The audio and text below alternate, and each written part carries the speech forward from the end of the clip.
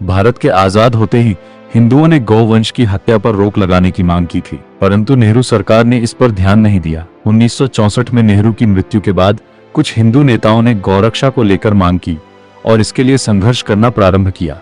व्यापारिक दिग्गज सेठ डालमिया, भारतीय जनसंघ के मुरली चंद्र शर्मा, राष्ट्रीय स्वयंसेवक संघ के MS गोलवलकर द्वारा स्थापित एक लॉबिंग समूह ने खुले राजनीतिक अभियानों में सक्रिय रूप से शामिल होना शुरू कर दिया।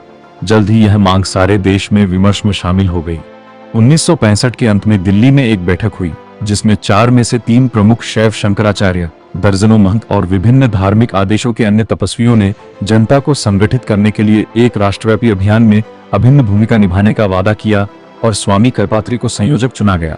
इसी बीच लाल बहादुर शास्त्री जी की हत्या के बाद इंदिरा गांधी पहली बार भारत की प्रधानमंत्री बनी थी। उस समय कांग्रेस इंडिकेट और सिंडिकेट में उलझी थी और इंदिरा गांधी का प्रधानमंत्री बनना बहुत मुश्किल था। उस समय करपात्री जी महाराज के आशीर्वाद से इंदिरा गांधी चुनाव जीती थी।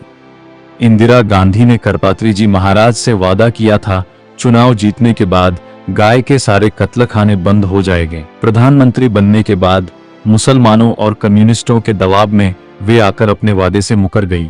तब करपात्री महाराज ने आंदोलन करने का आह्वान किया। सबसे पहले अगस्त 1966 में गृह मंत्री गुलजारी लाल नंदा के निवास के बाहर धरना शुरू हुआ। अक्टूबर 1966 में महाराष्ट्र के वाशिम में गोहत्या पर प्रतिबंध के लिए शांतिपूर्ण जुलूस निकाला जा रहा था। उस पर गौभक्षकों ने हमला कर दिया। पुलिस ने भी हमलावर दंगाइयों का साथ दिया। 1966 में 7 नवंबर को गोपाष्टमी थी। इस अवसर पर संतों से संसद का घेराव करने का निश्चय किया।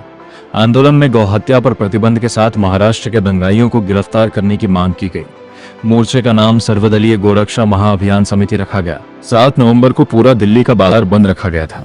साधु संत और आम जनता के साथ आंदोलन में RSS, भारतीय जनसंघ, हिंदू महासभा और आर्य समाज से जुड़ गए थे। सभी संसद के पास एक खुले स्थान पर एकत्र हो गए। क्रिस्टोफ जेफरलॉट ने इसे आजादी के बाद का सबसे लोकप्रिय जन आंदोलन बताया। एक संत रंगचंद्र वीर आमरण अनशन पर बैठ गए। इंदिरा गांधी ने उनकी मांग पर ध्यान देने के बजाय आंदोलन खत्म करने के लिए निहत्थे और शांत संतों पर पुलिस के द्वारा गोली चलवा दी। इस हत्याकांड में हजारों गौभक्त मारे गए, जिनमें साधु संतों की बहुत बड़ी संख्या थी। गृह मंत्री होते हुए भी गुलजारी लाल नंदा गोली चलाने के आदेश की जानकारी नहीं दी गई। इस हत्याकांड से क्षुब्ध होकर गृह मंत्री गुलजारी लाल नंदा ने अपना त्यागपत्र दे दिया और इस कांड के लिए सरकार को जिम्मेदार बताया था। साथ ही ये भी कहा कि मैं अपराधी हूं कि इसे रोक नहीं पाया। इस भयानक हत्याकांड के बाद भी संत रामचंद्र वीर अनशन पर डटे रहे। उनका यह आमरण अनशन 166 दिन तक चला और उनकी मौत के बाद ही समाप्त हुआ। रामचंद्र वीर के इस अद्वितीय और इतने लंबे अनशन ने दुनिया के सभी आमरण अनशन के रिकॉर्ड तोड़ दिए थे। करपात्री जी ने कल्याण में इंदिरा गांधी को संबोधित करते हुए लिखा था, यद्यपि तूने निर्दोष साधुओं की हत्या करवाई है, फिर मुझे इसका दुख नहीं है, लेकिन वो हत्यारों को छूट देकर जो पाप किया है वह क्षमा के योग्य नहीं है। इसलिए मैं आज तुझे श्राप देता हूं कि गोपाष्टमी के दिन ही तेरा नाश होगा।